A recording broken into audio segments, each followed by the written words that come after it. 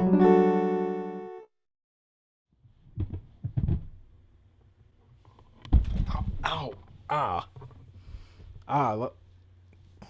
Let me not do that again.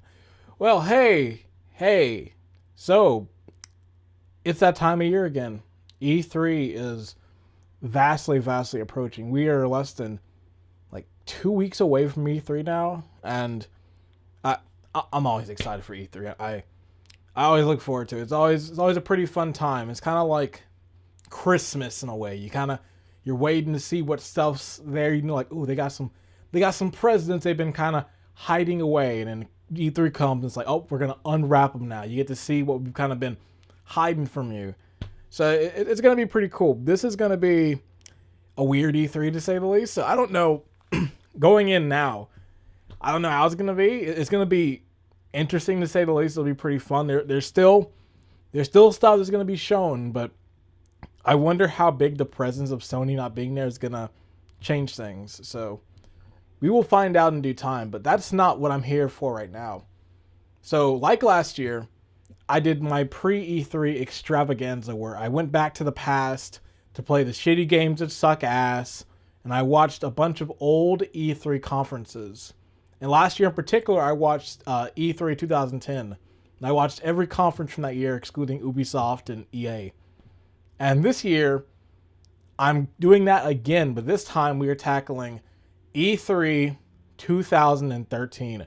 A pretty pivotal E3. This is the E3 for the longest time I would come back to and say, this is like the standard of E3, especially for one company in particular. I'm not going to say who, you should already know, but there's one conference above others in this one that was legendary. It's still remarked. So we're going to be watching E3 2013. And I guess to give a little background before, this is that turn in the console generation where Xbox One was just revealed. PS4 was just revealed. So it's like the new next-gen consoles kind of coming into the fray. And this was the E3 of kind of to get people to say, which one are you choosing? Are you choosing Xbox One or are you choosing PS4? So we're going to watch them all, but today we got to start from the beginning. So we are starting off with the Microsoft 2013 conference. And before I begin, I kind of I have to play a little video. So this video is the before reveal of the Xbox One. This was like the full reveal of the Xbox One. This is before E3. And you kind of need the context going in that people were very kind of hesitant going into this Xbox briefing. So this video from Vinesauce, great YouTube channel.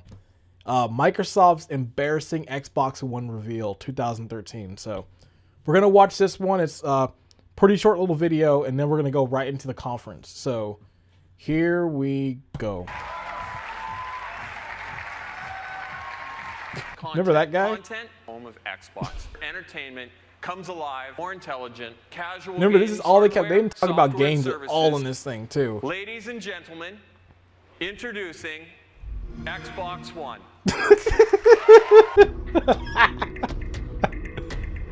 That name is still baffling. Like, why would you name it Xbox? We believe we can evolve what you love. I forgot this has been in a long time. And deliver breakthrough innovations. But yeah, why did they name it Xbox One? Like, it's still at the time I was like, why would you do that? Like, and the tattoo it's gonna be like so hard to try and find info on the original Xbox. Like, did you see how instant that was? Like, what do you got? An Xbox One? I got the Xbox One. I got a 360. Oh, nice. Got Xbox One. Gestures such as grab and pan and swipe up. Now, have you ever wanted to do more than one thing at a time when you're watching TV? Of course you have. Another amazing thing you can do on your Xbox. Skype. Hey, DJ. Just make sure when you get to fantasy, you show the real version. You know. When my player scores here like LeBron, I automatically get an alert that just pops up on the TV, and I can say, Xbox, show fantasy. Oh, nice. Here's my center, Tyson Chandler, and here's how he helps me Dominate!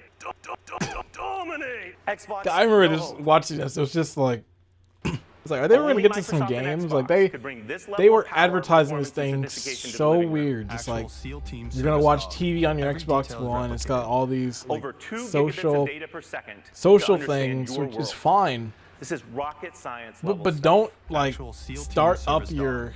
Every your detail- console Games reveal and applications start will talking create about new experiences like like Netflix. you've never seen before. like the Wii can We've run had dogs Netflix. in My Call of Duty 3DS before, but runs never Netflix. like this. About 13 billionths of a second that it takes individual photons to bounce off of you. Photons.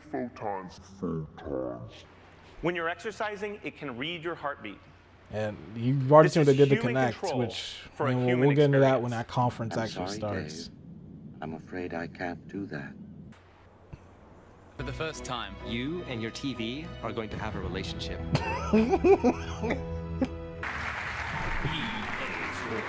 This talked about Living TV, worlds will sports, fundamentally change movies. the way you play. Living worlds with 3D crowds. And enhance the experience for the gamer, Hey, making games more. All of that, you Xbox this guy was fans the will get right more person to new take the head of innovative Xbox. I games don't know what Don than ever Mattrick was doing. He before. made It's too many Forza bad Motorsport decisions. 5. The first time you earned an achievement. The first time you took your Xbox to a friend's house to play multiplayer in Halo. Yeah, I remember the first time I took my Xbox to a friend's house. I never got my Xbox Today back. we stand at the Hey threshold Jordan, of another give me my great era Xbox of back. I'm still groundbreaking waiting. television. Like, Television, I might have been joking television, too. TV. Xbox I is about I to want my become Xbox the back. next water cooler. Halo has always been more than a game. It's an amazing experience that takes place in a rich and deeply connected sci-fi universe. Halo football. All downloadable content for Call of Duty.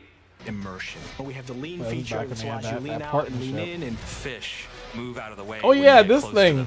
In Mario You can 64 see the did it. dog model from Modern Warfare 3. Our new dog model is taken from high God, I missed resolution this scans little of an meme with the actual- dog. It's like the little image with the dog's jaw dropping. Like, I remember they kept showing that for the longest time. But yeah, I remember that thing because when they announced that thing with Call of Duty Ghost and they're talking about this new tech, they were like, well, you know, the fish react to you when you swim by them. You swim by them. It's like, you know, Mario 64 did that. Like, that game came out decades ago, and that game did it on N64. Like, not the best showing for your new console. Like when they're like, if Sony comes out with PS5 and they're like, you can play Toy Story in real time, that'd be more of a showcase. Like, not that. But yeah, that video, it's just kind of to give the context going in. So this was like a month before that Microsoft E3 showing. I even remember the last day of school because I think Sony had their conference like the day I graduated high school. And I remember talking with people. We were talking about the Microsoft showing and the Sony one. I was like, Microsoft screwed up. They didn't talk about games. They just talked about how I could use Netflix and Connect. And even there, just the few people I talked to that day, even they were like, I might not get Xbox. So going in, there was this really kind of big, kind of like a sigh, kind of like they had to wait and see. And this was a conference where it's like, all right, we screwed up, but maybe if you see what we have at E3, you can come join the Xbox side. So with that being said, we're gonna watch the entirety of the Microsoft press conference of 2013. So here we go. Now, I have not seen this since I saw it all the way back in 2013. I have not really watched it in full or anything. I remember being actually, even though I wasn't too thrilled on like how the Xbox One reveal was, I was actually looking forward to this showing at least. This is, I don't know, I was just like, maybe they might have some stuff to show.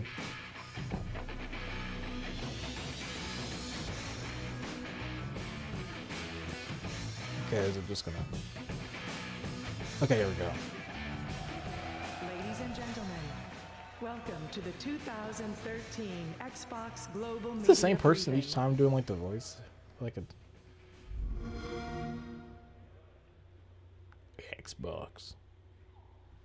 Oh yeah, this is when they opened up with Metal Gear Phantom Pain. I remember this set the tone right. I was like, okay, Microsoft, you're doing good. Not just them. The whole world wants you dead. Damn, different time. Remember when this game like got revealed and then how long it took to come out? One more time. First, we need to save Miller. He's in Afghanistan.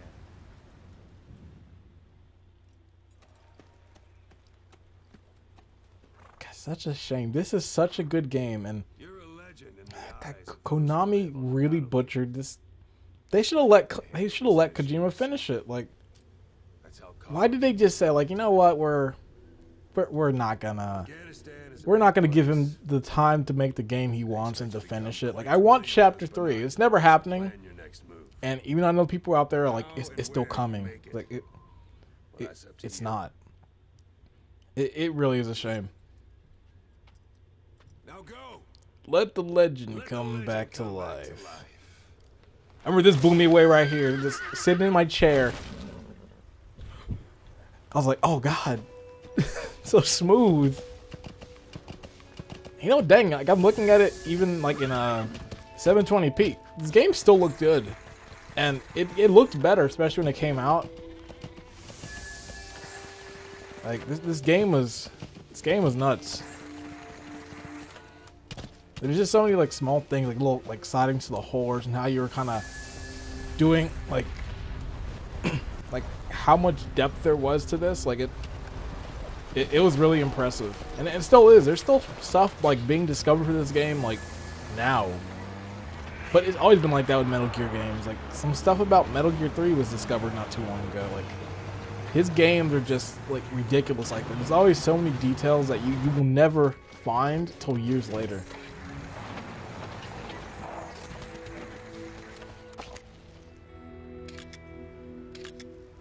I kind of want to play. I want to play this game again. I haven't played it in a while. Like I almost gonna start a fresh file because I never got a perfect score on all these missions.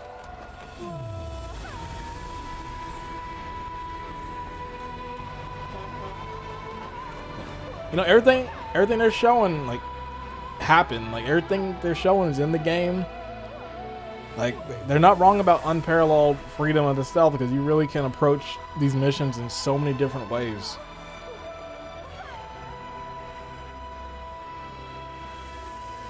Where's that kill?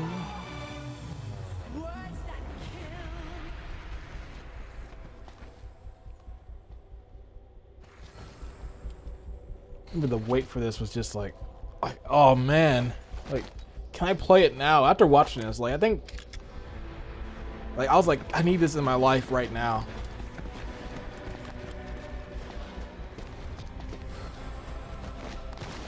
Like I wasn't mad Ground Zeroes came out because I was like, you know, I get to play it in some form.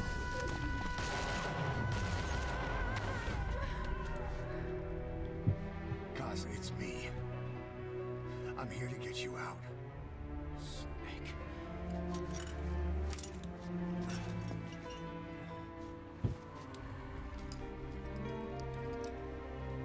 Snake, what took you so long? I think that's what it is. What took you so long? Alright, what's this? Yeah, I watched this trailer a lot. I had it on repeat for a while, especially when they had that extended one.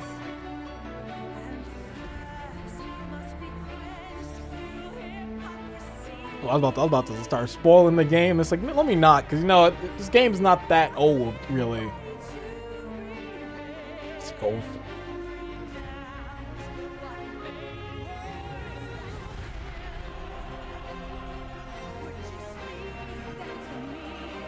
This really was a good game.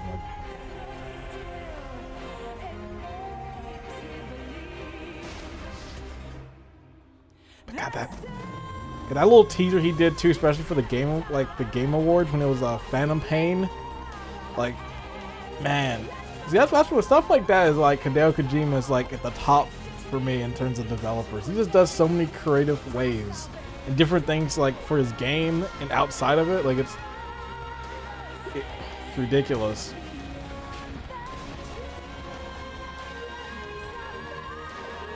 Snake is back.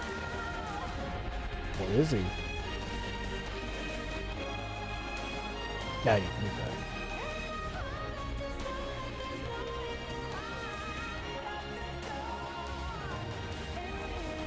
Oh, I do say it's kind of sad that David Hayter didn't reprise his role. But I will say, when Kiefer actually did talk, he did a good job. And it seems there's no ill will between David Hayter and Kiefer Sutherland, because there's that photo on Twitter I think last week of them. So it's like, on that hand, it's good. So it's like, I'd love to see David Hayter, because it would have been his last one. But I don't know. I think 4 is like a really good ending too. This scene right here got every time. Still gets me a little bit. It's like just the music and just everything. It's perfect. Cypher sent us to hell, but we're going back deeper. Take back everything that we've lost. God, I'm already a demon. Man, when's that game coming out? Ladies and gentlemen, please welcome Don Mattrick and Hideo Kojima. It's like the opposite. Someone who got screwed over and a guy who screwed over a company. Thank you, Kojima-san, for kicking off the day with the world's first look at I don't like. There's like naked Kojima right there, but now we got punished Kojima with the beard. Now he's like he doesn't care. With its graphic power and unique features, Konami is going to screw me over. We can't wait to see more of this hit, and I'd like to thank you for coming to start our show. Thank you. Thank you. Hey, good. One thing I will say, that was a good start. I was like, okay, hit this part. I was like, okay, Microsoft, you got me. You started off with Metal Gear. Where can you go from there? We're excited to share with Yeah, you they had to say that because like, after how much outcry they got, they're like, we have to say something. 13 next generation titles you'll find only on Xbox One. Yeah. Yeah, clap.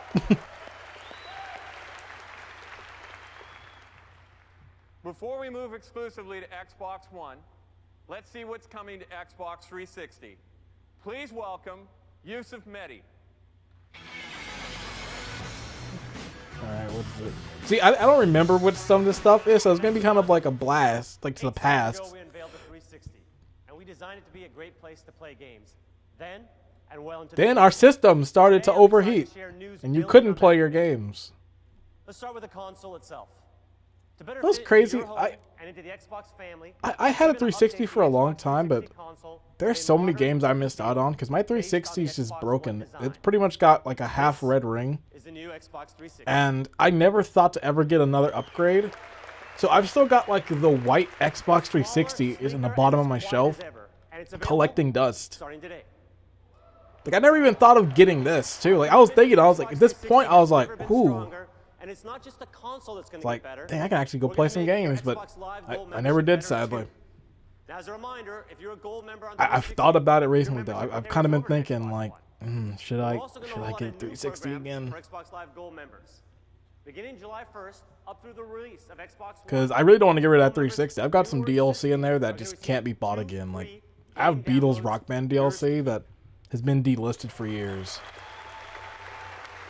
2 free games per month. Yeah, and look at things. Look how it goes now. Games for Gold is like, at this point, it's almost better than PlayStation Plus. They get 4 games, and they have some pretty big hits on there. They get on there too.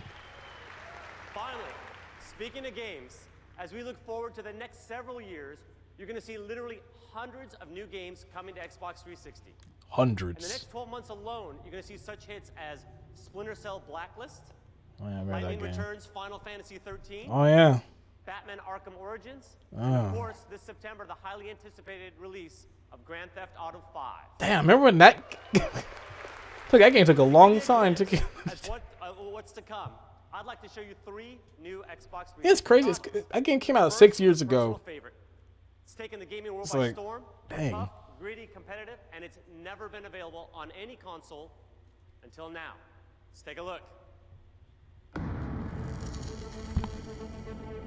This is like World of Tanks, I think. I feel like this is like World of Tanks. Custom built for an Xbox 360. I feel like they hyped this up. This is probably some crazy. I was like, ooh, is this Quake? Is this another Unreal? Is this something? I think it is World of Tanks. Yeah, it is. You know, I've still never played World of Tanks. I'm sure it's a really good game, but like I've just never given it a try. I'm actually curious if this game was any good.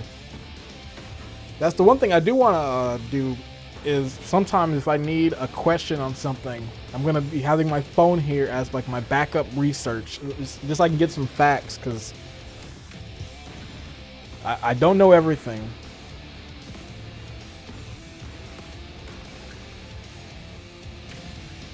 Doesn't look too bad. Doesn't look too bad right there.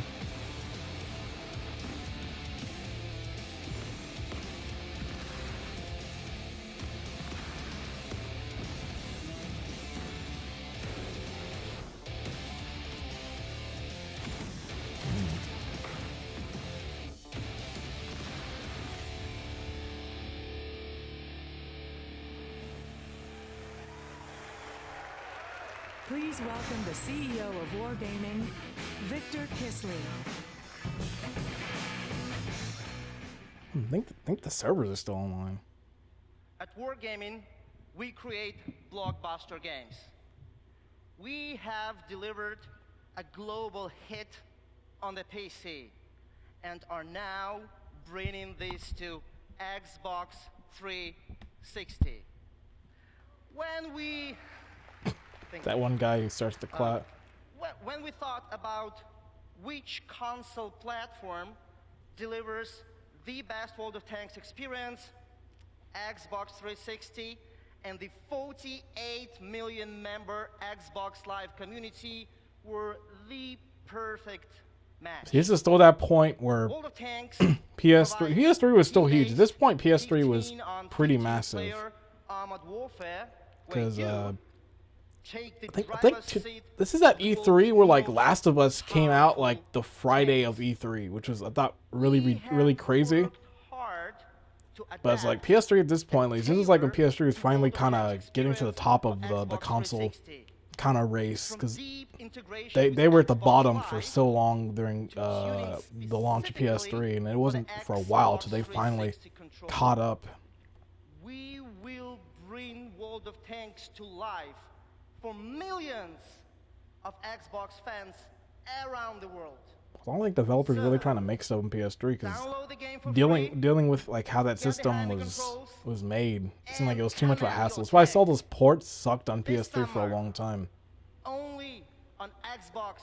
It was pretty much the first parties who like made the PS3 games great, and the third parties just they always ran bad.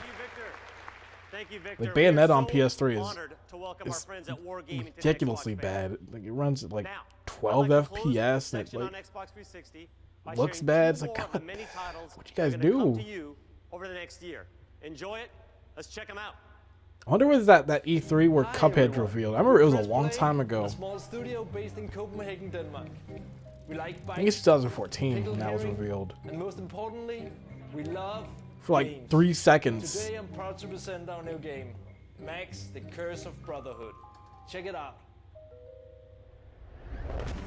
Brother, oh brother of mine, I wish you could be erased from all of time, that evil itself could take you away and leave me alone on this very day.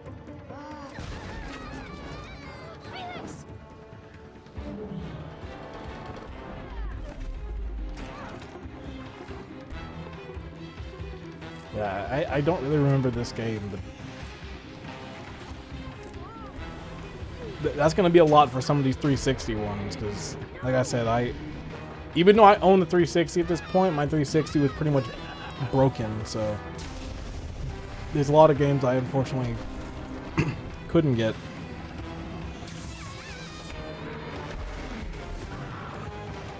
Doesn't look too bad though. It has like a little nice art style. I think the Like the design of like the stuff in there looks pretty good.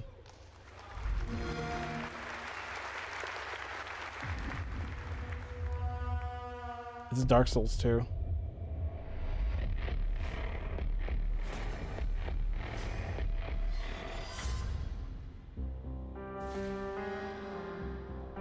I forgot when they revealed that game.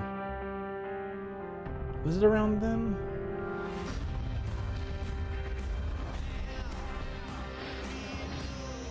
Hey, excuse my Dark Souls timeline.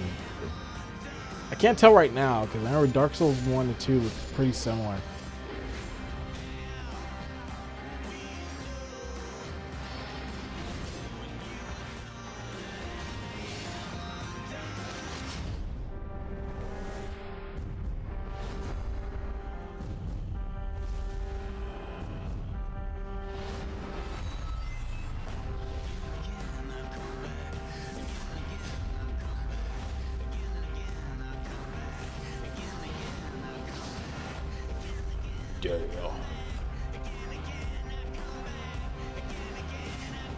I feel like this is like an edited like someone from America because I don't know if like this does look like a From edited trailer.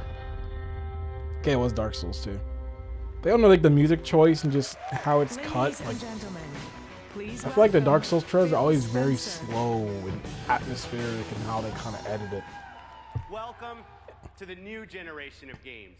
Hey, everything we show you from this point forward is being created. This guy pretty much saved the Xbox brand. After Don Mattrick just like screwed everything up, this guy kind of came back and Microsoft is investing more than ever in studios. I don't know, he's giving Microsoft now kind of like more of a positive thing. Don Mattrick was really kind of like he really ruined Microsoft for a while until he finally left. Forces with the world's top publishing and development partners of all sizes to bring you the best games and exclusive content built on the technology in Xbox One. That includes blockbuster franchises, new IP, and yeah, the classics you've asked for. Let's start by taking a look at one of our new franchises now, a visually stunning game that uses the power and performance of Xbox One to put you in the middle of an incredible period in history. This is Rise, Son of Rome.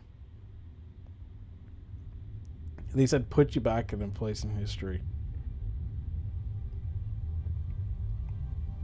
There once was a shining city on 7 hills.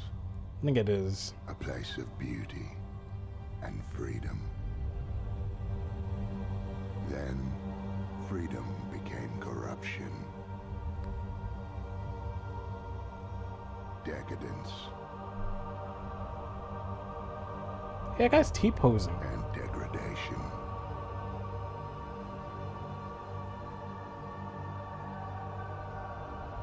But the gods know what once was. All that glitters is gold. Only shooting stars break the mold. Son of Rome were to rise. If I didn't know any better, I'd say this is Rise, Son of Rome.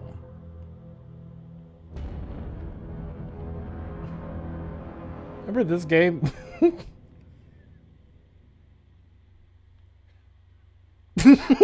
That one cough. It's always that one guy. Remember that last year when I watched that when I watched the Microsoft E2010 conference, they revealed this game. I forgot what it was called. I think it was like called Project Kingdom. Back when it was a Kinect game. So I wonder what happened that made it restructure, because this is like when we finally saw our first look at the game, and then it's completely different. But like knowing that now, it makes a lot of sense, because you start looking at the gameplay of this, and it's very kind of button prompt heavy, and it's like, why is it like that? And then like it's like, oh, this is originally a Kinect game, and it explains everything. Everything then starts to make sense.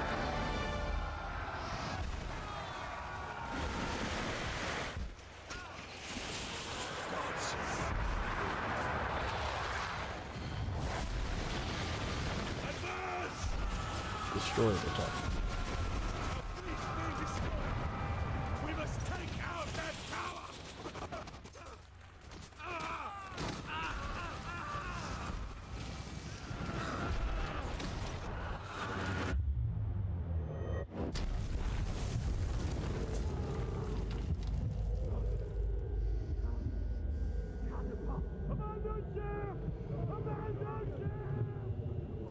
I don't know if this was just like a tech demo or what. I never played Rise Son of Rome because I guess this is now the good time to bring it up. I do not own an Xbox One. I didn't buy one, and for the longest time I was like, I'm not gonna buy one. They have nothing there for me. But as time has gone on, I've now kind of been on like the fence of, dang, I kind of want an Xbox One, because now at least like there's been so many price cuts to it, especially with the Xbox One S, and just seeing like kind of the power of the Xbox One X. Like at this point, the Xbox One X is the most powerful console on the market right now. Like it's stronger than PS4 Pro. Generally, the games that multi-platform release like run the best on the Xbox on the X. And honestly, they finally have games on there that I'm like down to like buy a system for. Like now that everything kind of been out, I can just go buy all these games up like on the cheap end. Kind of like buying the scraps. Like, oh, you don't want this? Oh, I'll buy it for $10. I will say there is one game in this conference that made me want to buy an Xbox One, and still to this day, it's the reason I want to buy a system. And every time I tell people like what the game is, they always look at me like I'm weird. Like, you'd buy an Xbox One for this one game. It's like, I'm not like, I would have bought an Xbox One right then and there, but it's just too expensive.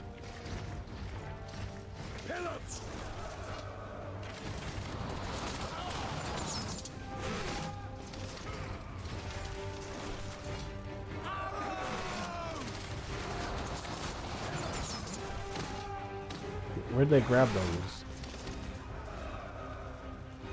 We're gonna take out that tower then. Let's move. We're gonna take out that tower and wait those guys.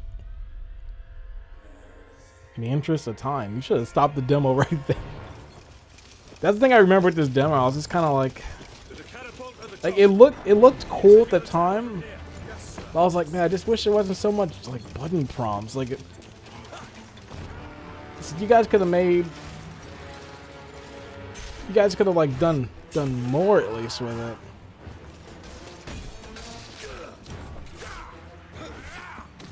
Well, like the thing I thought at the time, I was like, oh, it's just seems like the combat would get kind of stale. Capture the catapult. Aim it on the tower. Signal when you're ready. We'll hold the bastards back. You know, it still looks pretty decent, but it's crazy how time is like looking at like the Xbox One games now compared to this. It's like this almost looks like a late game PS3. Maybe I'm going too far on it, but now that people have kind of like figured out like how to use these systems, like the Macs and everything, like it's pretty crazy. And I think it's interesting because like you look back like now with like like kind of how games look now. You look back, this is like, dang, looks all right. Games look a little better now. But that's with every console though, because you look back, maybe next year I would see. I'm already planning next year's was like 2006 E3 when Sony did the PS3 reveal. Like, look at those games now. Go look at the first Resistance Fall of Man. That game looks awful now in comparison. It's all the realistic games. Like, games like this won't age too well in the future. It's those games where they have the visual flair to them that are going to be looking good in 10 years. Look at Wind Waker. That game still holds up. It'll look good in 20 years. Rise Son of Rome will not look that great in like the year 2030. At that point, we'll have PS7 and all this crazy stuff. Yeah, pretty. I kind of feel the same as I did now. As I did back then. I was kind of like, oh, okay, but looks good, but not really like a $60 thing that I'd like really spend money on. You will step into the boots of Jason Roman Sudeikis? Marius Titus. You will explore what it means to both fight as a warrior and command as a leader of men in the Roman Empire. I've been searching for a way to make this game for a long time. With the amazing power of Xbox One and the latest CryEngine, we have With the power of the Kinect, we can now make a game. Rise, Good. Son of Rome will be available exclusively on Xbox One at launch, and it's now in tier playable at E3. Thank you very much. I remember this reveal was really cool. I was like, hey, I'm happy about this. I was like, I'm always down for some more Killer Instinct. And, you know, this game actually turned out being pretty decent. I did play this one from time to time. I'd go to like some conventions and they'd have them set up and I'd play a few matches. Now there's some stuff about this game I wasn't too big on. But like, overall, I was like, cool. Like it's what bring Killer Instinct back. We listened, and Killer Instinct is back, only on Xbox One. Now I was like, now, I want to talk about another creative first-party partner, one that I've personally admired and wanted to work with for a long time. The visionaries behind the blockbuster franchises Ratchet and Clank, Resistance. Oh, this is working with Microsoft what's Studios the name of that game? Blockbuster Sunset Overdrive. Yeah, this is Sunset Overdrive. Please welcome, for the first time ever on our stage, Ted Price from Insomniac. And now look at Insomniac now. Back on the Sony side. Thank you, Phil. It is great to be here to introduce our next fantastic game, Ratchet and Clank game that no one ever talked about really.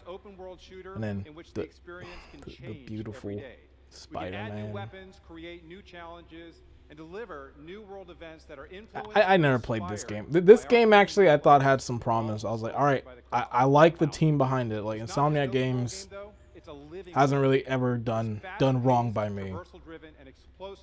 And it's something that we could only do on Xbox. I do remember hearing this game was I heard it was decent, but I never gave it a gave it a look, just for obvious reasons I wanted to keep mentioning.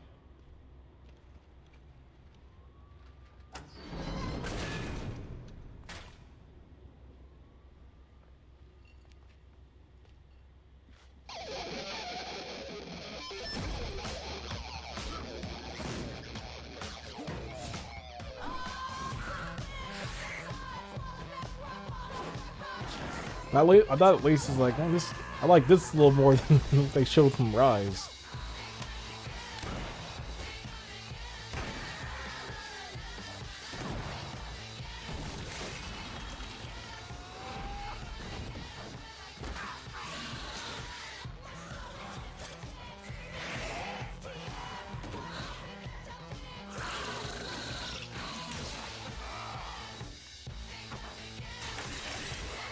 Oh, look at this game had multiplayer.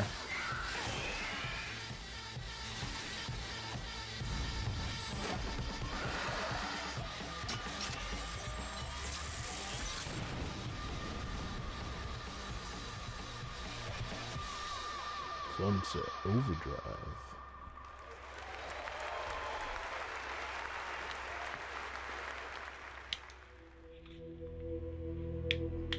Is this sports?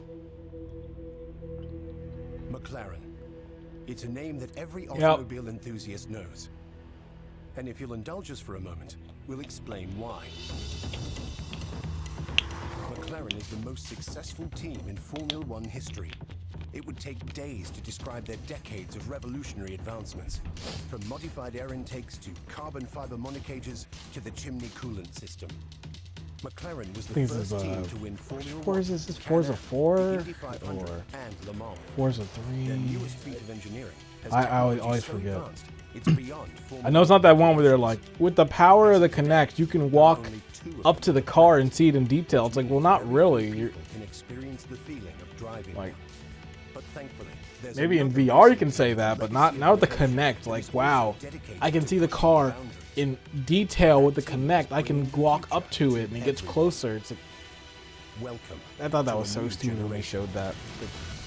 Like, this is such a dumb showcase. Like, VR I understand, but not just. Well, this is that era when Microsoft just they always had stuff come on stage. They always did it with the Forza games. They always had some crazy car pop up or something. From Turn 10 Studios, Dan I think Forza Motorsport 5.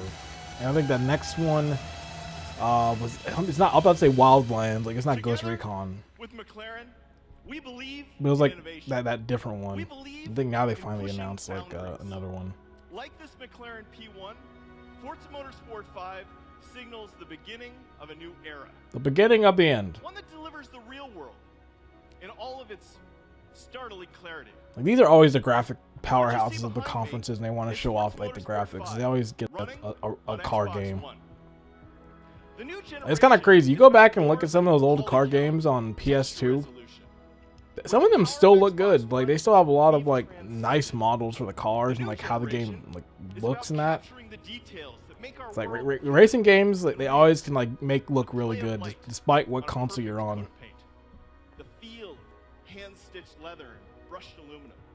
The history. I'm ready for those PS5 cars. Like the point when graphics are gonna get crazy is when it's gonna get to the point where I'm like, where's the game car at? That's when it'll be like truly when we're gonna. Then I mean to like start rhyming with this guy. And he looked at me. He's like, don't steal my rhythm. But that'll be the point when the graphics start getting crazy for me. Like when they start hitting that point of realism, where you can't differentiate the difference between like the fake car and the real one. And hey, some game engines have gotten to that point. I remember Fox Engine was like that, where they were showing these comparisons between like the Konami offices and like one created in the Fox Engine. I failed a few of those where I was like, I can't tell which one's which because it was so detailed. It was only if you like really zoom in you start noticing like the imperfections. Let me initiate my personal drivatar so you can see exactly how it thinks. Oh, yeah, they're still doing these. By logging and processing your decisions in the cloud, your drivatar learns to recreate I forgot about that. This is gonna be fun to watch because like they kept talking about how like the cloud's gonna improve the games, and it never happened. Microsoft never utilized the cloud for anything. I wonder if this is the conference where they announced Crackdown 3 and they're like, it's gonna be a revolutionary game using the cloud. You can destroy a city, leave, and come back, and it'll still be destroyed. And it's like they stopped the cloud for that always online, so that never happened.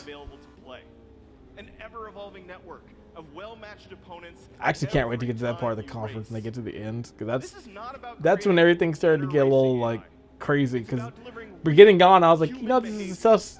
It's all right. But when they got to like the end, is when it was like, ooh, what are you guys doing? Forza Motorsport 5 will redefine the expectations of racing fans and gamers alike. Now let's take a look at the world premiere of our latest trailer, featuring all in-game footage. Thank you.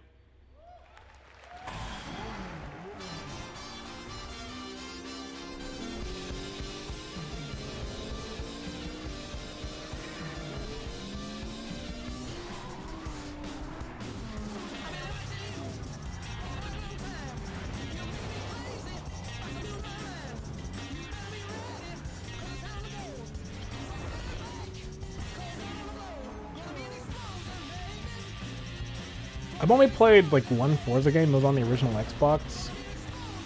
But I remember these were pretty fun racers. I was always more of a fan of like the arcadey racers, like a Burnout or a Midnight Club. Those were kind of like my racers. And I'd play some Need for Speed occasionally, and sometimes on rare occasions the Gran Turismo. But when you start getting into those really realistic driving games, that's where I always get thrown off. And I feel at that point, if I'm playing those kind of racers, I want the wheel. Like, the arcadey ones, I can play the controller just fine, but like, if I'm playing Gran Turismo, I want the wheel. I want, like, everything there. That's when it's really most fun. I remember playing Midnight Club 3 with the wheel, and I was like, oh, God, this is really cool. Thank you. It's a real pleasure to be here on this stage. Oh, Doesn't this guy. Forza look incredible? Turn 10 Studios is defining the next generation of automotive entertainment at the launch of Xbox One. Fostering This guy moves around. I forgot where he's at now. I think at one point he was at Sony or something. I don't know. Nobody has been more committed to supporting independent game development than Xbox. We have helped over 200 indie developers launch more than 400 games, totaling over $1 billion in sales. And of course, this commitment continues with Indie Xbox games. One. I have devoted much of my career to creating and seeking out those special games from teams who build magical worlds, stories, and unforgettable characters, or invent new ways for you to interact with the game world and with each other. The platform features and capabilities exclusive to Xbox One allow developers to push the boundaries of creativity and take gaming in completely new directions. It's a pleasure to share some of these genre-defining projects from Microsoft Studios today. Let's start. I wonder if this is the game one that where brought they. a new generation Okay, it's not gonna be of like the little revolutionized how montage. players of all ages use their imagination to craft, create, and connect as a community. The mega This is hit on Minecraft. Xbox 360 is coming to Xbox One with bigger maps, more multiplayer, and all the magic that has delighted millions of fans around the world. Minecraft. Let's take a look. Oh, yeah, I was right.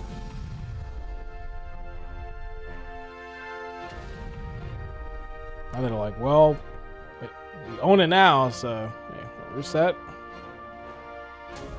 What if the acquisition was worth it, really? That was a lot. That was a big like buy for one game. And like, I don't know what Mahjong has like. Have they made another game besides Minecraft? Like, I really don't know.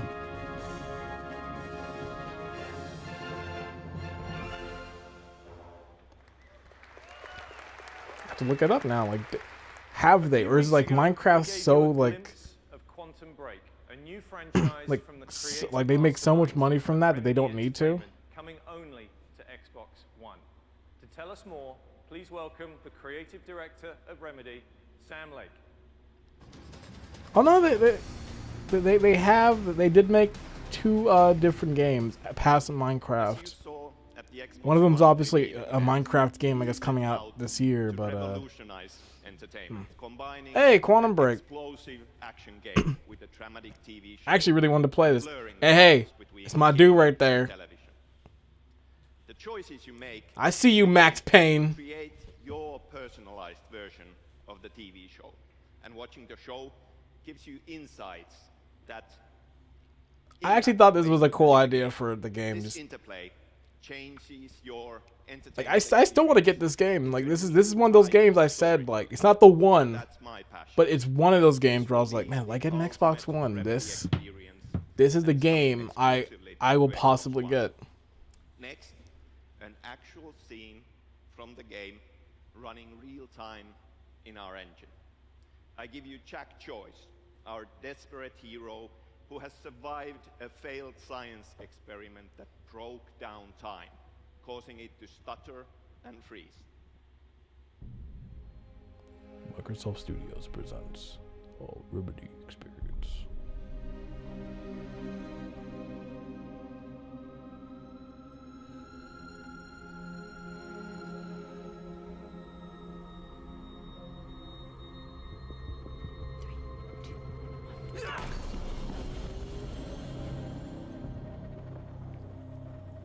Seconds, Jack.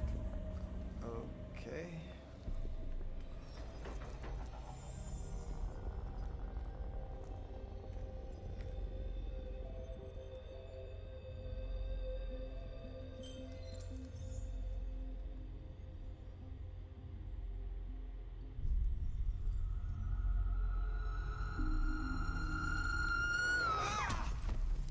Let go of me! I'm not gonna hurt you, but I can't let you go!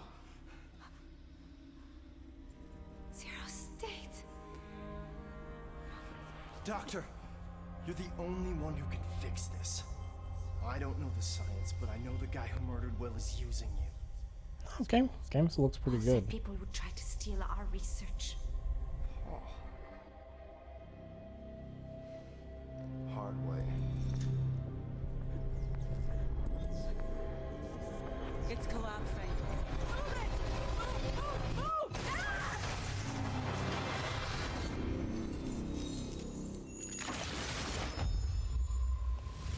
Quantum Break. I know that wasn't a launch game, but I think they showed it again next E3 after this. Ah, Dark Dreams.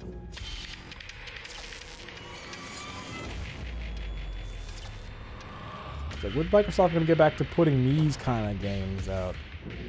Now, this game I had to see. I've seen this game. I saw a full playthrough of it because, like, hey, I will see a new Swery game.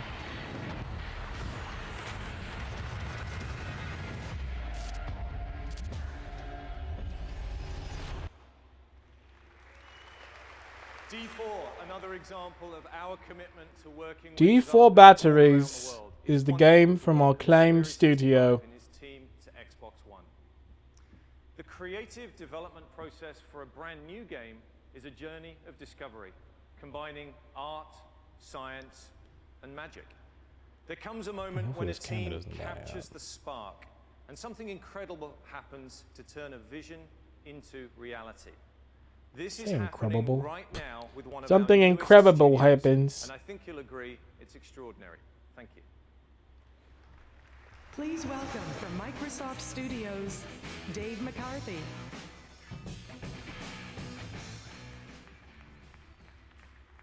This team came together for one purpose: to give the gift of games to everybody. We share a common passion.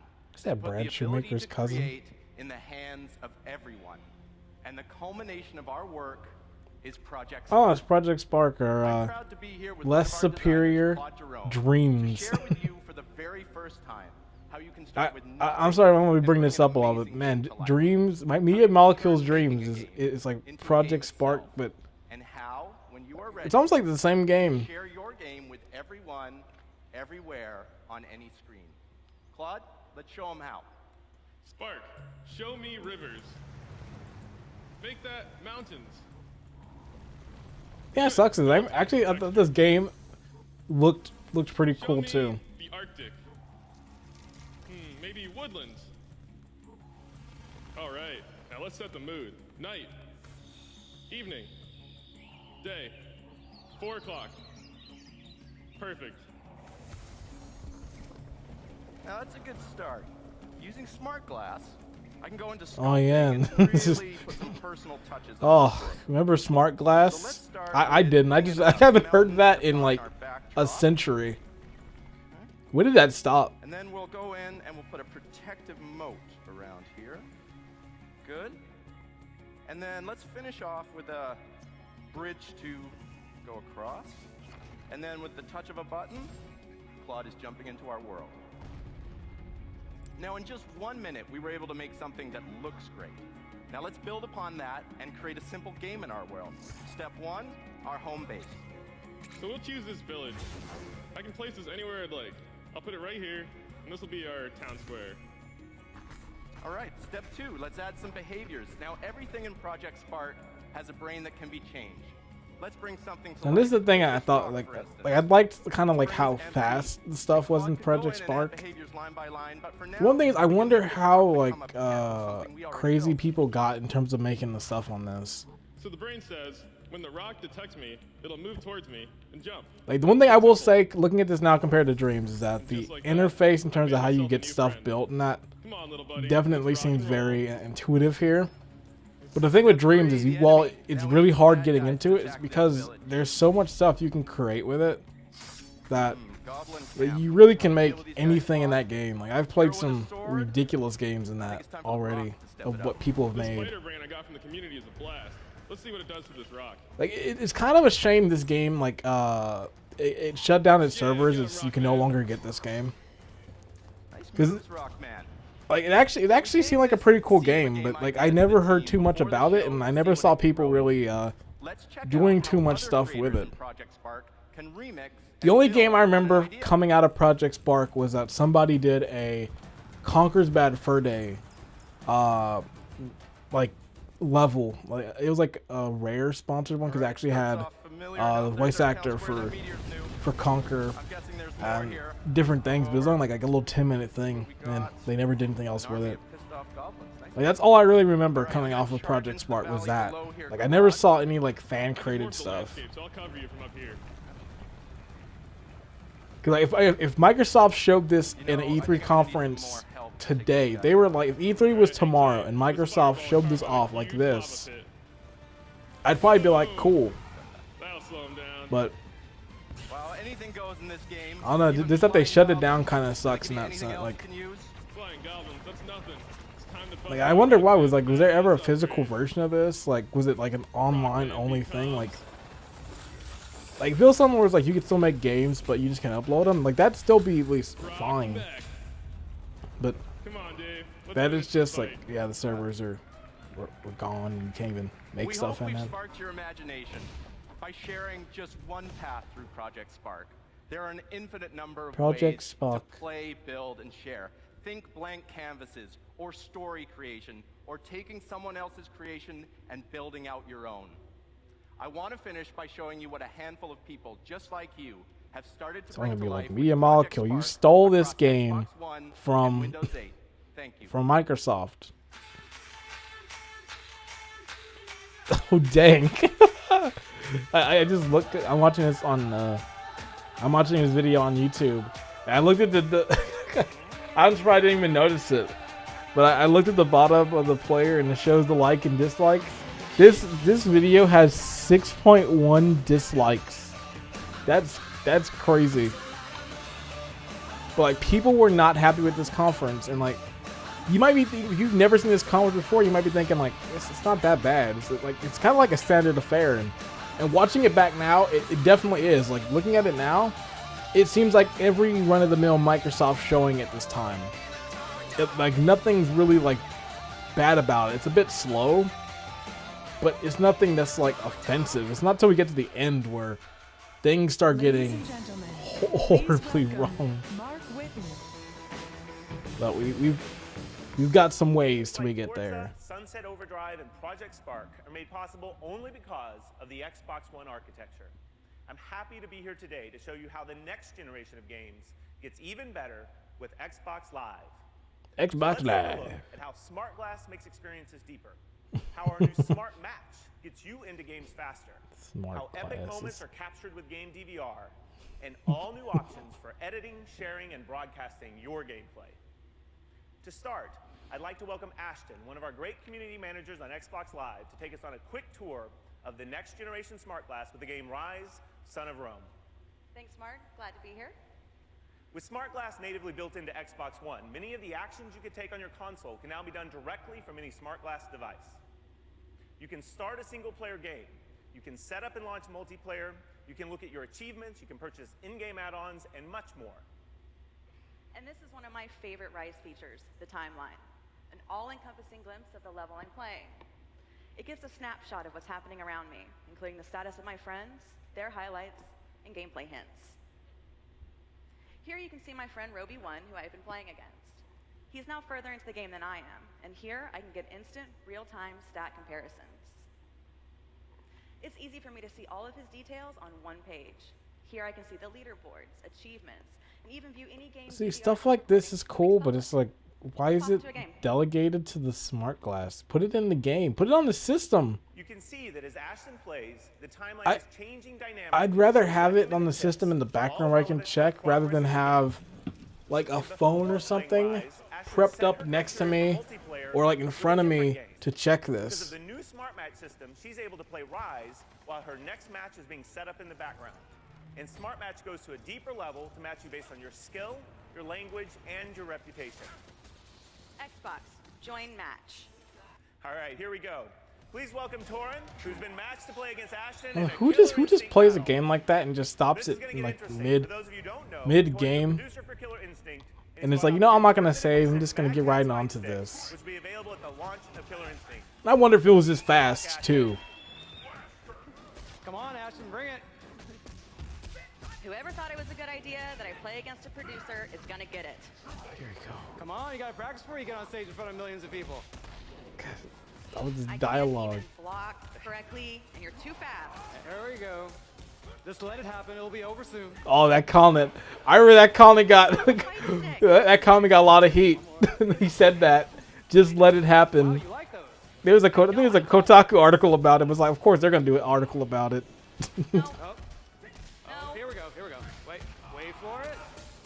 Oh, one more. Nice story. All right, I think that's one to save. Exactly what I was thinking. Xbox Upload Studio. What's awesome is my game was automatically recorded by Game DVR. So I'll take a few seconds and put my own personal stamp on the recording. Torin's using the new upload. To be honest, this was probably the best thing when it came to like the PS4 and Xbox One generation. That I could like play a game, have something crazy happen, and be like, okay, hit record and record that. Because there was so much stuff back then in the days of like playing games on PS2 or N64, where you'd have like a crazy glitch happen or something ridiculous that like no one will ever believe you. And you say like this happened, and you're like, yeah, right. And now with when you have these internal recorders, it's just, oh, I've got the receipts. I've got the proof right here in the pudding. Here you go. And it's really nifty. Like I really love like the record feature and like the photo, like that's one of those small things that came with the PS4 and Xbox One generation that like everyone kind of is like, yeah, it's just there, but I was like it's actually really good. Like I use it a lot. And I remember this was actually a pretty cool little thing too, that you could just stream straight from the system. I thought like this was huge. And now Twitch is built into Xbox One so you can instantly broadcast your gameplay. With Connect, your voice and video become part of the live experience. And as a viewer on Xbox Live, it's even more interesting as you'll have the ability to actually participate and impact the game. All right. Well, did I just read that comment on? Did someone say this is so cray? Thanks, guys. Who's saying that on Twitch? Say that on my Twitch channel. You have been blocked. Makes next-gen games even more amazing with Xbox Live. But we've listened and we know you want even more. In this new generation, you'll no longer be limited by 100 friends. Just like the most popular social services, you'll connect with all the friends that you play with most. In this new generation, everything's priced in your local currency. We're moving from Microsoft points to real money. This is like a change. I was like, this should have happened from the beginning. What's this garbage of like, how much is this game? 1,000 points? Like, what's that in money? It's like when Nintendo did that. Like, oh wow, N64 games are 1,000 points. What's that? Why not just say $5? Immersive for Xbox One, and all powered by your current Xbox Live membership, made better. Now, I'd like to leave you with a game I've personally been waiting for a long time. From the creator of Panzer Dragoon and Phantom Dust, here's the premiere of Crimson Dragon, exclusively on Xbox One. Oh, yeah, this game.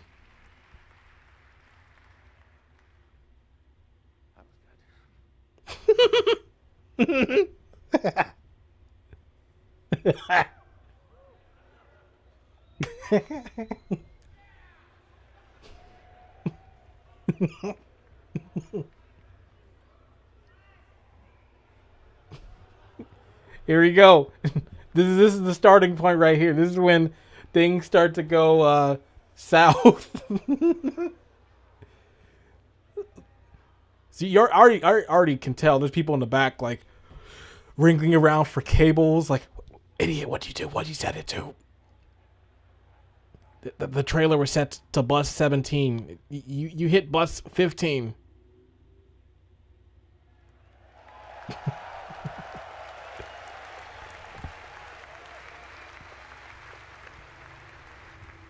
Ladies and gentlemen, from Capcom Vancouver, Josh Bridge and Mike Jones. Oh man, I know what game they're about to talk about. This is Mike Jones. Xbox One is an exciting platform for us to work on, as it's the only console that allows us to realize our vision to make the ultimate open-world zombie game.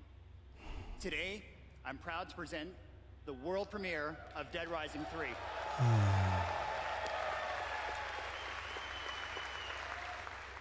You ever lived long enough to see a series you love die? And our new hero, Nick Ramos, I is trying to have. escape with his life. Let's jump into the game. Although to be completely fair, I've not played Dead Rising 3, so I cannot speak on it. But I'd rather play Dead Rising 3 than 4. This at least still looks like and retains Dead Rising to some degree, even though I shouldn't say looked, because at the time I was like, I really wasn't happy about this. But at least it still plays like Dead Rising, and that like 4 went too far. And like I think my opinion on this, like maybe it's changed because after Dead Rising 4 it makes this game look better in comparison. But my thing at the time when I saw this game was just like, all right, Dead Rising's back. Why does it have this dark brown ugly tone to it?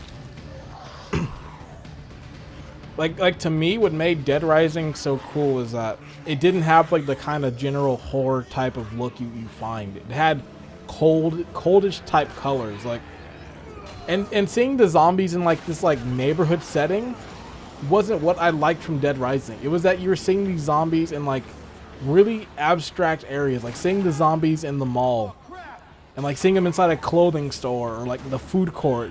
There's like a cool little aesthetic to it.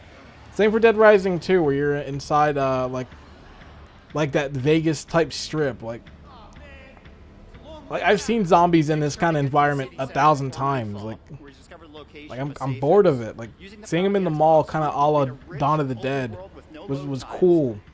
And I saw like this is like you don't get all the inventive weapons now. You're just finding junk around on the floor. It's like I could use a cinder block. Why can't I go use an umbrella? Why can't I go buy a teddy bear and beat a zombie up with that? Like, it's all these things. But you're not just limited to what you find. Let's go ahead and try to make something a bit more effective for fighting in the dark. And it's like handgun, not in my Dead Rising. Let me get the baseball bat. Let me get like the crazy weapons. I really should play Dead Rising 1 and 2 again. Those are still classics. 1 especially. 1's the best one of the series. But I don't know. When I eventually do get an Xbox One, I will play this game, and then I can fully give my thoughts on it. I can't say anything about it because I haven't played it, and I at least tried before saying something on a game. At least I will at least try to say. Like to keep like taking my word just because I obviously haven't played it. My word on this is more from a Dead Rising fan of the previous games, and that well it shares the gameplay and like the title. I think the look and everything about it just doesn't scream Dead Rising. Damn it! That's the only way back.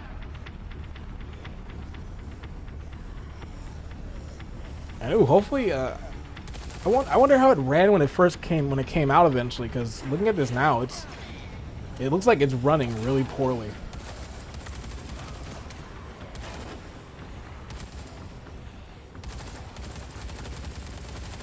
Like you guys should, like Capcom should have kept the series in Japan, and they should have kept using MT Framework. That was a great engine. I don't know what engine they ran this game on, but MT Framework was the one.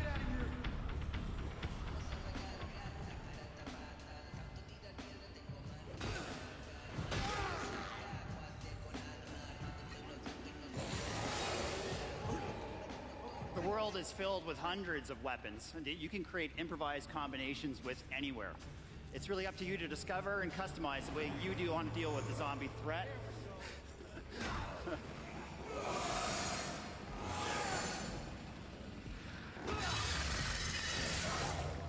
Man, I'd love a Dead Rising 5, but This is if they're gonna do Dead Rising 5, I need to see these things.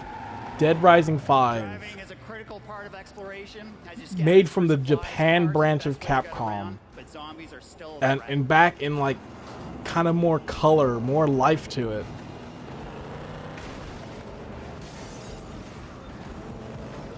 Like that. I just want Dead Rising to be redeemed again. Because if like someone new is trying to get into Dead Rising, like I really couldn't say like I really couldn't recommend Dead Rising 4 at all.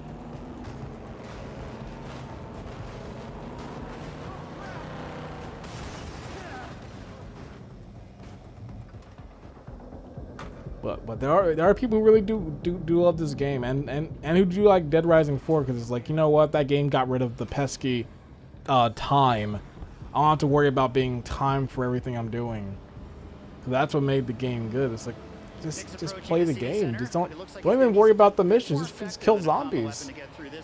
I don't want to rant about that, but like that was always the big thing with Dead Rising 1 and 2. People said like these games suck because you're timed for everything. It's like that's how the game's supposed to be. You're supposed to be tense. Like it wouldn't be the same. It'd be like Majora's Mask without the time. It's like it's such a big component to the game. And if you don't want to do that, just don't do it. Just go fight the zombies and don't do the missions and you're set. But I digress on that. Dead Rising 3. Dead Rising 3 available this holiday exclusively for the Xbox One. Thank you. Still is. That's why I've not played it yet. Executive producer from CD Projekt Red, John Mamias. Thank you very much. Hey, that was a great game. Been invited here by Microsoft today. Witcher 3 was a really good game. Incredibly talented and devoted team back in Warsaw, Poland. You guys rock.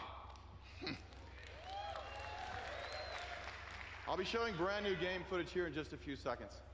First, on behalf of the studio, I'm here to confirm that The Witcher 3 Wild Hunt will be coming to Xbox One, and it'll be true to form, with deep tactical combat. Why was there no clapping for that? State-of-the-art next-gen DX11 graphics, a dark, mature, and epic non-linear story, the trademark of our studio. Yeah, and for the they're first not. time Everything in else the is series, like the game right will be on. completely free roaming, and sets in an open-world environment, and it's vast, easily with over 100 hours of gameplay, all built from hand. Okay, there is something wrong about that. There's more than 100 hours of gameplay in Witcher 3. The awesome new platform. That game is ridiculous with how long it is and just how much stuff is in there. Like that's such a well put together game. Like that's like the that's like the hallmark of like this is how your game should be. But CD Projekt Red's one of those developers that like they truly next-gen epic. I don't know. They always put so much heart into their games. Like when their games come out, I'm always the first one there. Witcher 3 came out, I was there. I was there day one to get it. And then whenever Cyberpunk comes out, I will be there. And I'll be the first to say, hey, take your time. That's what I love about CD Projekt Red is they take their time on their games. Their games take a long time to come out, but there's a reason for that. They actually spend the time to make sure their games are at the highest quality they want, and it comes out good. If Cyberpunk came out this year, I'd probably be disappointed, like in some hand, because it's like, I don't know, is it gonna be up to like the standard? Like CD Projekt Red's kind of almost like a rock star at this point. Like their games, like for me at least, they're like events when they come out because they're in development so long, and they have so much depth to them. So it's, I'm looking forward to their next project.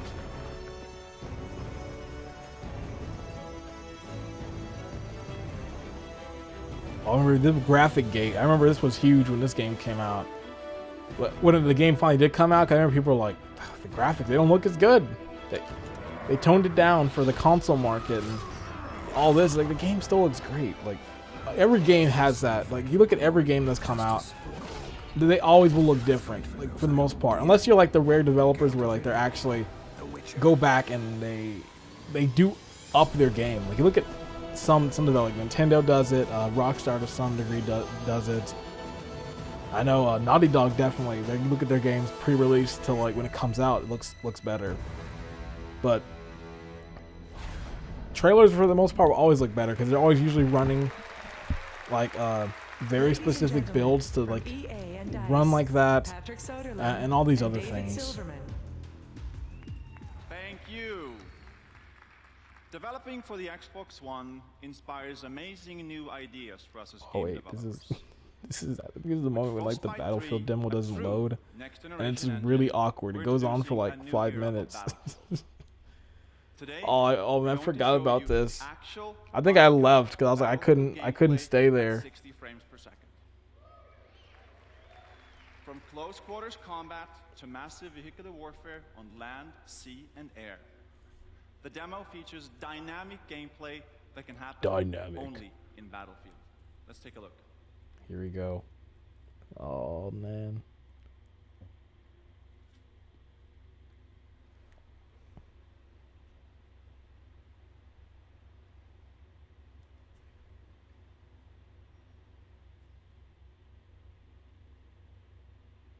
There's no audio, that's what it was.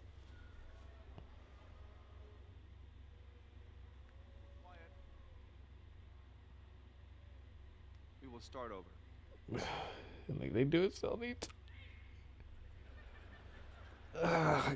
And they do it so many times too. It's like 3 times. It's like, oh, this is the worst thing to happen to your game at E3. It's like those dreams where you're like going to school and you're in your underwear and you're just like, oh no. I'm fine. It's like you have a speech today. I haven't studied. Get up on there. Start doing your speech. It's like, oh, God, it goes on so long. I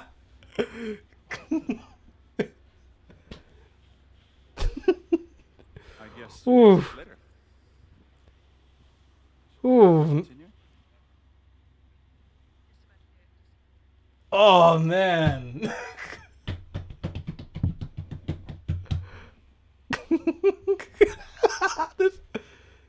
I think this is finally what it works, but oh, that I feel I wouldn't want to be that guy there. It would have been sweating bullets.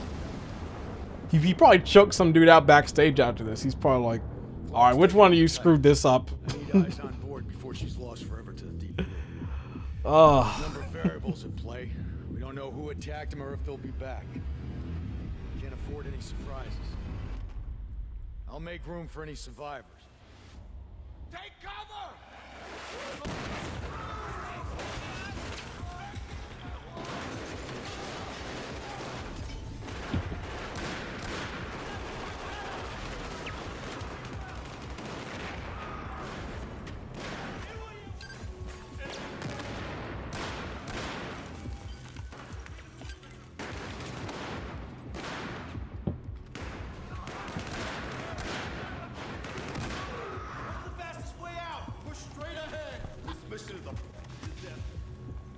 I forgot this was all. I think this was like playing on TV too. That's why it's censored. I think at this point now they just go uncensored because like they're just streaming it online. So I don't think well, Spike TV is no more, so they're not showing it on there anymore, obviously. But who actually did these shows? I don't think anyone really shows it at this point on TV.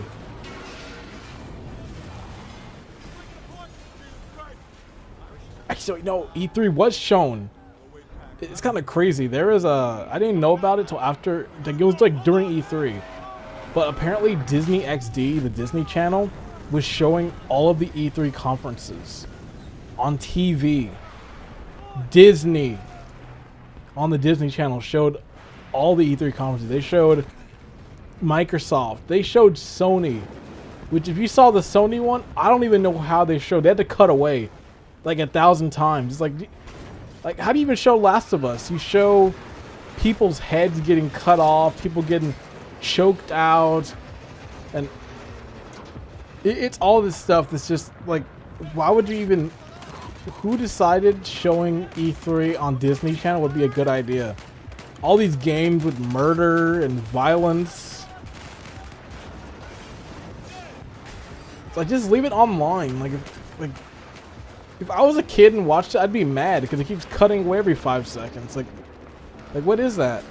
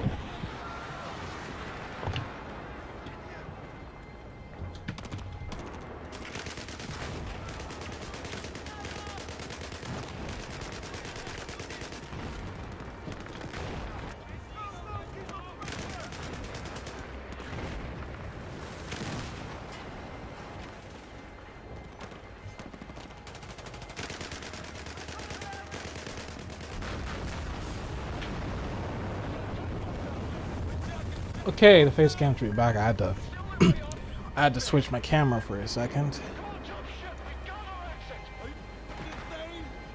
So I haven't been saying much on this demo.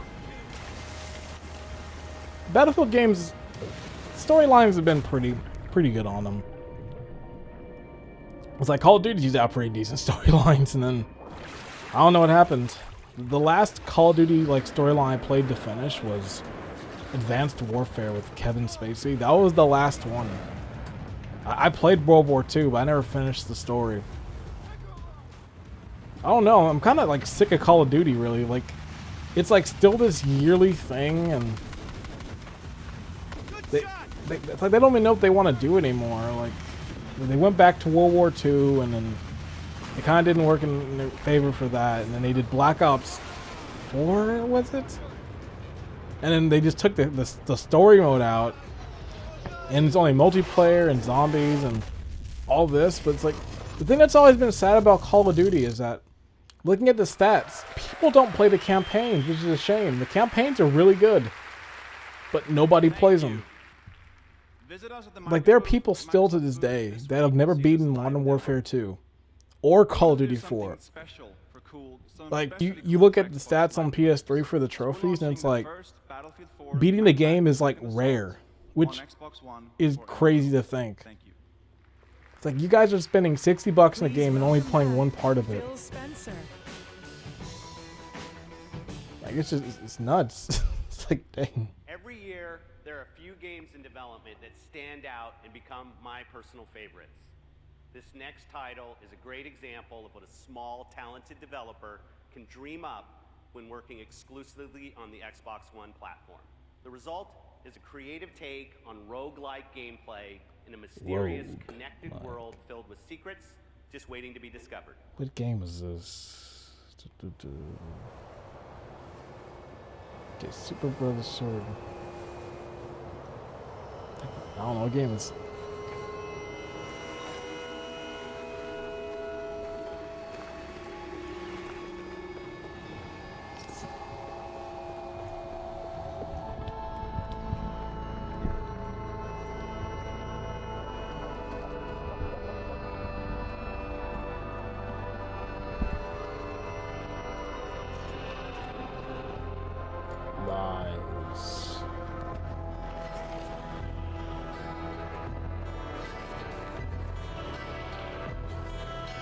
Isometrical action game.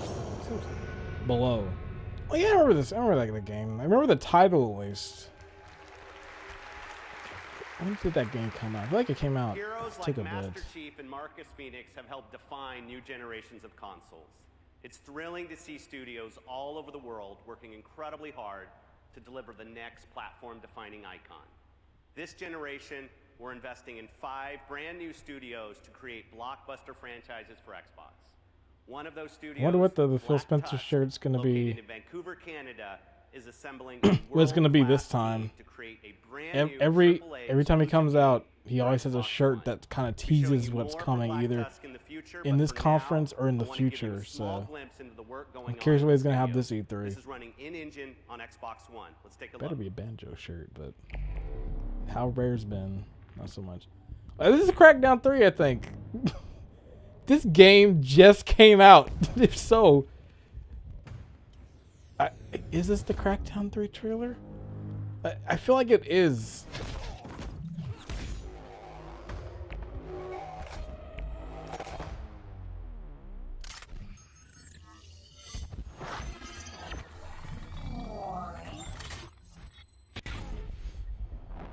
Black Tusk Studio. Was it? Maybe not.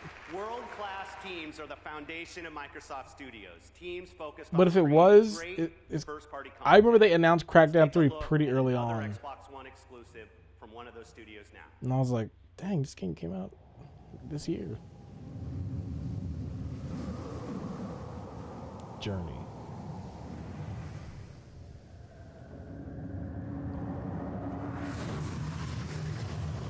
This is that Halo reveal. I remember.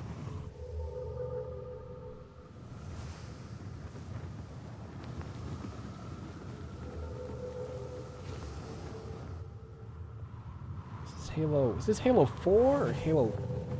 No, this had to be Halo 4 because Halo 5 was Xbox One. I remember Halo 4 was an Xbox 360 game, so it has to be this. Because Reach came out like 2010, 11 maybe. So it has to be 4.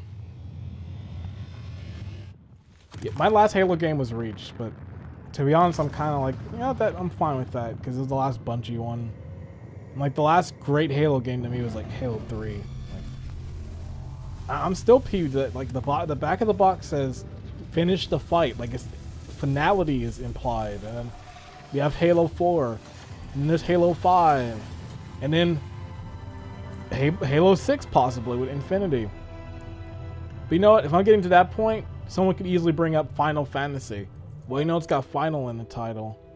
It ain't over. They're going to drop 16 in the next 8 years.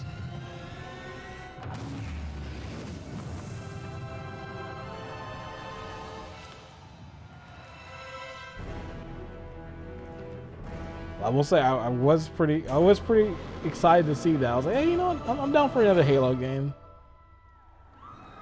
But still to this day, nothing will ever top the Halo 3 reveal. That to me is still the great, like that, the Halo 2 demo. But like that Halo 3 reveal is just, it still gets me every time. It's so well done with the music. And especially if you see the one with the audience reaction. It's like, that's how I was feeling when that game like was first shown. That was back when I was a huge Halo fan too. So. Enthusiasm of its incredible fan base. Last Tuesday, we introduced Spartan Assault, a new Halo game designed from the ground up. The only Halo game I really want to like actually do is play again. Is I want to get that Halo Master Chief Collection whenever it's working. Halo television series. That's about that, and maybe Halo Wars 1. Both of these experiences allow us to tell deeper, richer stories across multiple screens. But today, we're here to announce Halo's debut on Xbox One. A Halo FPS for a new generation of hardware that will take full advantage of the power and maybe this is Halo flexibility 5. of Xbox One. I don't remember. A Halo engine enhanced by the power of cloud computing, dedicated servers, and for the first time on console, a Halo experience that runs at a blistering 60 frames per second. All right. I wish I heard this more nowadays. Like, in 2014, this game's running at 60. Will Like, truly evolve, and your journey with Halo on Xbox One. that's why I better hear when they start announcing these new next-gen consoles. They better be like, every game is 60. Every, like, I'll be in there. Like, all right. 3 weeks ago, we shared our vision for Xbox. Every game is 24 we unveiled an FPS. ambitious system built for a modern We're connected going living films now. Today, we've shared a new generation of games on Xbox One, exclusives like Forza 5, Rise Son of Rome, Sunset Overdrive, and Dead Rising 3. And we've shared how playing those games will be better on Xbox Live. Now, I'm excited to announce that Xbox One will launch this November in 21 markets around the world at $499 in the US, and $499 in European markets, and 429 pounds in the UK.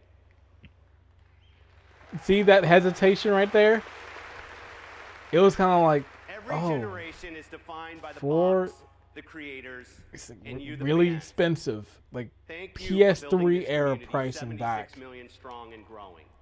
Thank you for being the ones who wait in line to play new games first. I was like, Thank this you is for my the thought back passion and then. Excitement that drives us to be better. Oh. We look forward to And defining it was pretty much PS3 at this point is like, all right, we have to make this thing cheaper. And when I get when I get to the Sony conference, that is when I will get into that, because there's actually a whole story behind that Sony E3 conference. So we'll get to that. Oh yeah, and this is Titanfall. I think this is like the first one. This is like when Titanfall was first revealed. I remember it was a pretty big deal when it got revealed. They're going to call us marauders, terrorists, or worse. I'm sorry. I promised you I'd never get back in one of those damn machines again. If you're looking down, I hope you understand.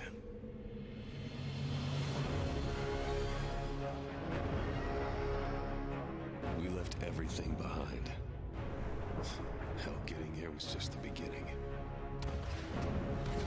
You said it would be tough to start over, but I didn't listen. You said This was a pretty good game. I thought Titanfall was pretty fun. I was wrong. It's like at this point I was like, wow, it's like There's no it's like good Call of Duty at this point. This is our land. Like it's doing something different. Is our land. It's adding new things. And look at Call of Duty. They just went and like they saw Titanfall and what stuff worked, and they copied it for their game. It's like, well, if Titanfall has wall running, we're gonna have wall running too. If they have jetpacks, we're gonna have propulsion packs too. Stop. Like, just stop. Left on the frontier. I don't know if there ever was.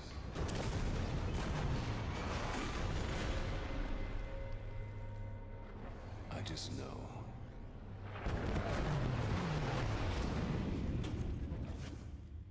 I'm gonna make them pay. I'm gonna make them pay.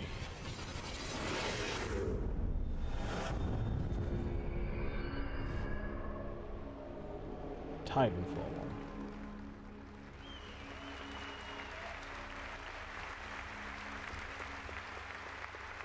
And now, Apex Legends. Ladies and gentlemen, please welcome CEO of Respawn Entertainment, Vince Zampella. Hello, everyone. It feels really great to be back on this stage and finally sharing with you Titanfall. Now he's got his his Star Wars game in the works. Gaming. Partnering with Microsoft has given us an amazing opportunity to define what this generation of gaming has to offer beyond just hardware. For Titanfall, we were able to take advantage of Xbox Live Cloud Compute to provide experiences that just weren't possible before on console. This is Steve Fukuda, game director at Respawn Entertainment. He's going to give you a little taste of the gameplay. Steve?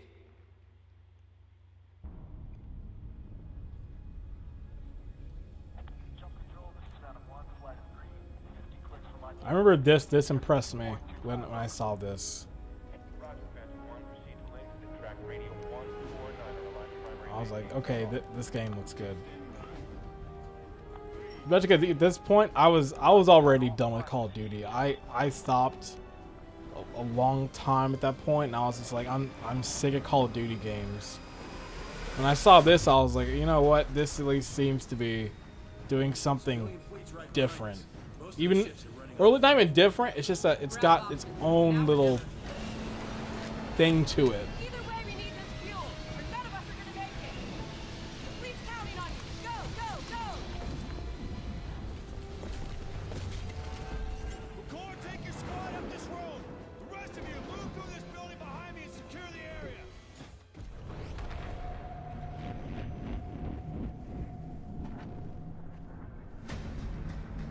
Okay, boss, this is a hardpoint operation. Take control of as many hardpoints as you can. Other Joe? Get me into them, and I'll take care of the rest.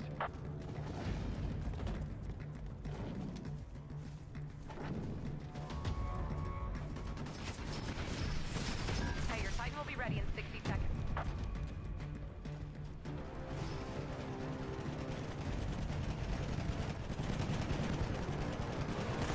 I played Titan. I need to eventually pick up Titanfall 2. I rented it. Never beat it, but like I should have beat because like the story mode was getting really good in there. Okay, your Titan's prepped for launch. Call it when ready.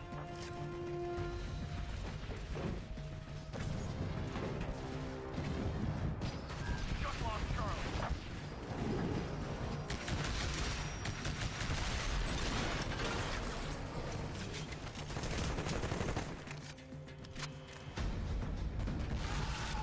Where's I wonder Titanfall 3 ever actually come at some point. Close to hardpoint Bravo.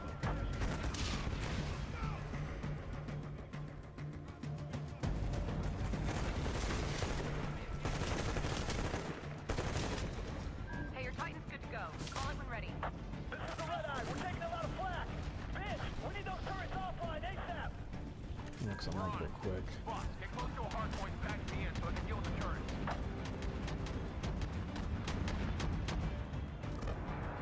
It's on the way. Stand by for Titanfall.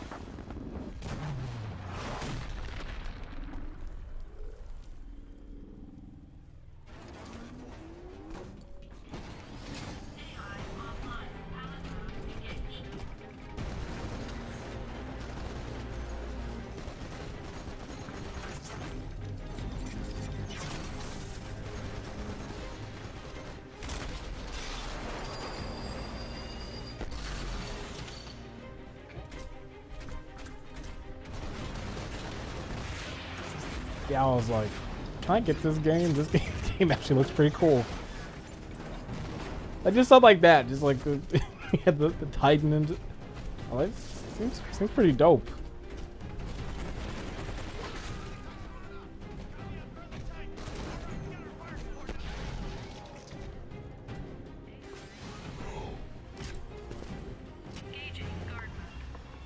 Hey, look at your map. You're close to hardpoint Charlie. It's in that building.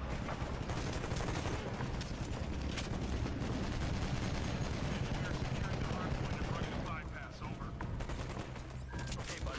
Pumps are online and the Red Eye is taking on fuel. Defend the hardpoint. I got Titans on my 6.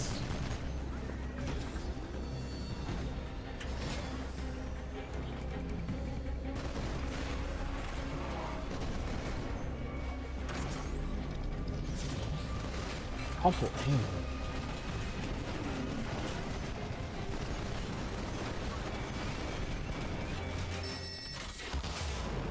It's like rigs.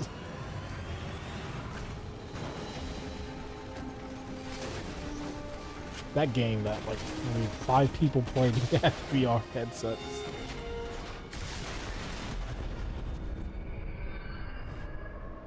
Although when it actually does happen in rigs, it does look pretty cool in VR, but as a comparison, I don't think anyone's ever gonna make. Rigs is like Titanfalls in VR. It's like no, it ain't. Steve, that was great. All right, everyone. I hope you enjoyed your first look at Titanfall, shipping exclusively on Xbox in 2014 in spring.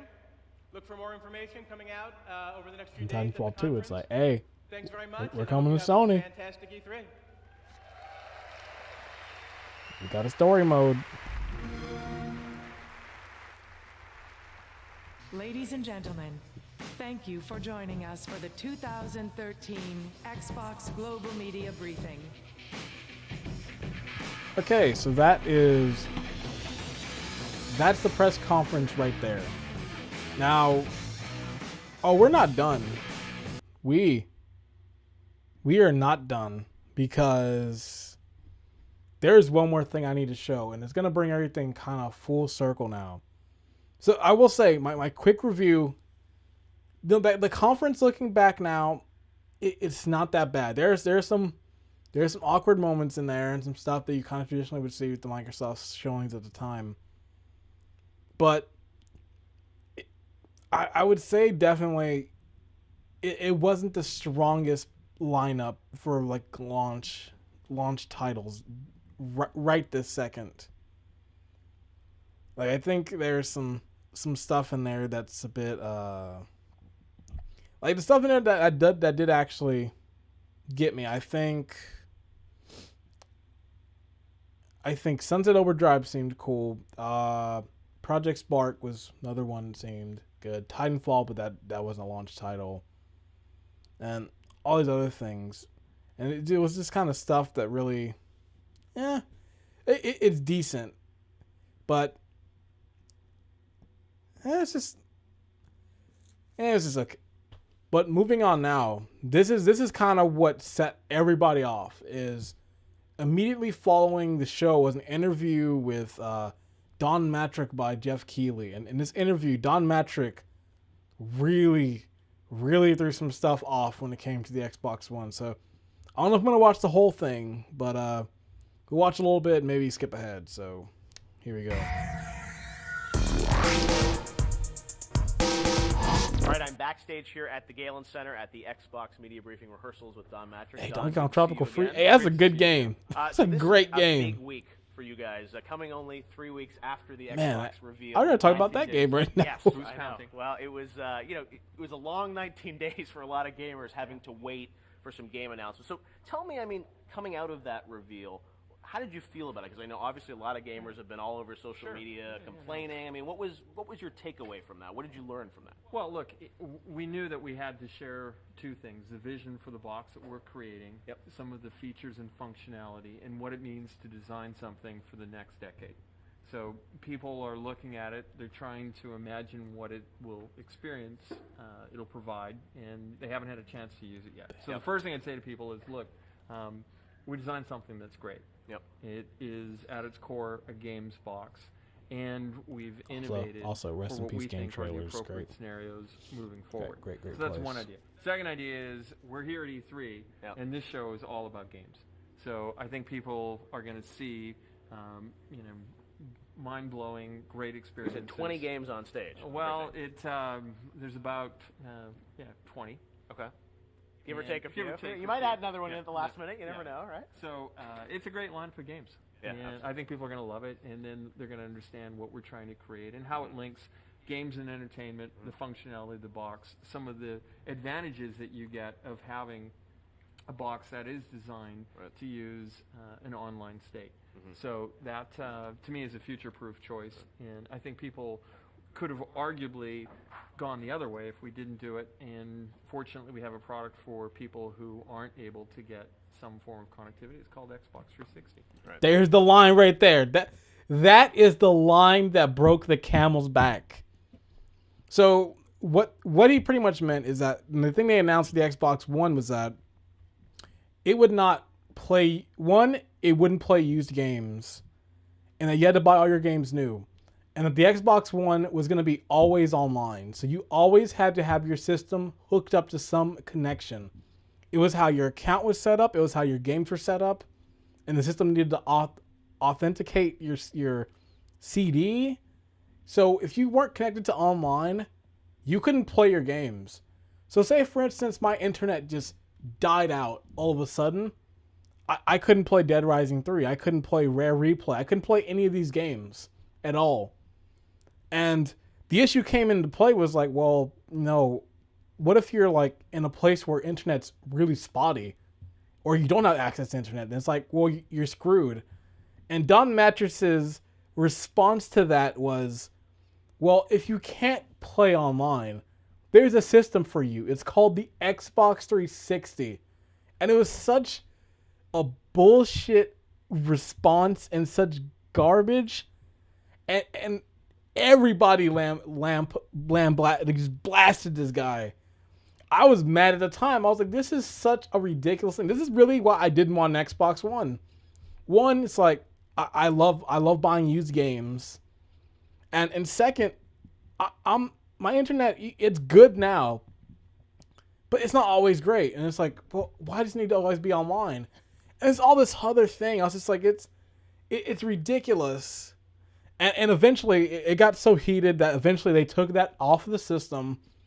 And that was, I guess, the cloud stuff they were talking about. So that's why you never see any of that cloud stuff get mentioned, because it's off the system, because you needed always online for that stuff to work. And there are people out there who are really like, people ruined the Xbox One. They shouldn't have got rid of always online because it ruined the cloud.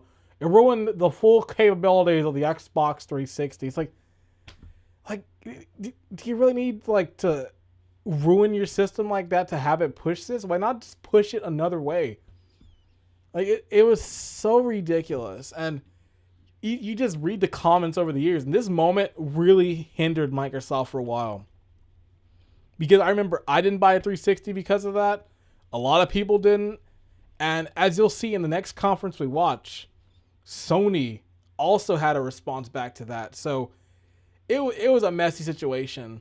And Microsoft, it took a while for Microsoft to recover. And after that point, I think that was really when you stopped seeing Don Mattrick and stuff, because he left Microsoft and he went over to I think Zynga, and now he's somewhere else. I don't really know or really care at this point. And Phil Spencer's been the head of Microsoft. You know what? He's been doing a pretty good job. They've been getting pretty good game acquisitions. They've been doing better. They're not making these kind of mistakes. They're doing a lot of cool stuff now. It's like Don Mattrick was the worst person to have as a CEO, to be honest.